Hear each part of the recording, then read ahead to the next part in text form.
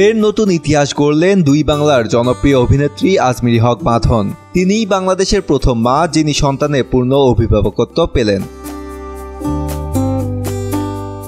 আদালতের নির্দেশেই মা হিসাবে সন্তানের পূর্ণ অভিভাবকত্ব পেয়েছেন এই অভিনেত্রী। এর আগে বাংলাদেশের আর কোনো মহিলা এই স্বীকৃতি বা সন্তানের অভিভাবকত্ব পাননি। তাকে এই স্বীকৃতি দেওয়ার সঙ্গেই নাবালক সন্তানের অভিভাবকত্ব নির্ধারণে নীতিমালা প্রণয়নে সংশ্লিষ্ট বিশেষজ্ঞদের সমন্বয়ে একটি কমিটি গঠন করতে নির্দেশ দিয়েছে বাংলাদেশের হাইকোর্ট।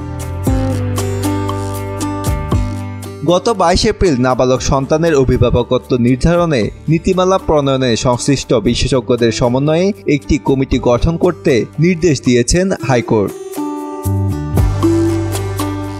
মহিলা ও শিশু বিষয়ক মন্ত্রণালয় এবং জাতীয় মানবাধিকার কমিশনকে নির্দেশ দেওয়া হয়েছে আগামী 4 আগস্টের মধ্যে এই কমিটিকে নীতিমালা দাখিল করতে। বিচারপতি নাইমা হায়দার ও বিচারপতি কাজী জিনাত হকের দ্বৈত হাইকোর্ট বেঞ্চ সোমবার রুলসহ এই আদেশ দেন।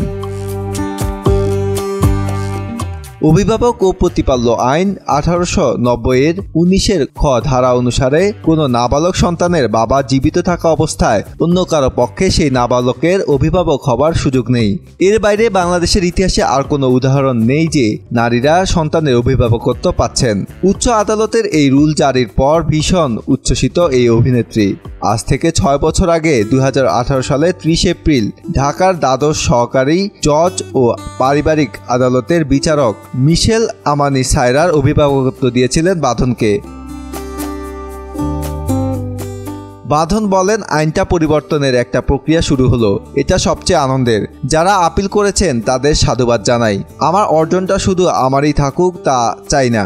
আমি চাই বাংলাদেশে সব মেয়ের অধিকার থাকুক তার সন্তানের উপর।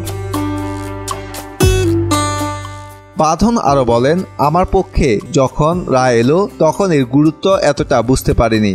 বাচ্চাটাকে কাছে রাখতে চেয়েছি।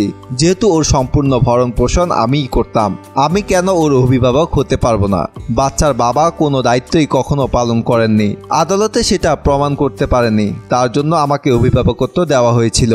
6 বছর আগে যখন কন্যা সায়রার অভিভাবকত্ব পেয়েছিলেন তখনও এই রায়ের মাহাত্ম্য পুরোপুরি বুঝতে পারেননি বাঁধন। সময়ের সঙ্গে এই রায়ের গুরুত্ব অনুধাবন করেছেন তিনি।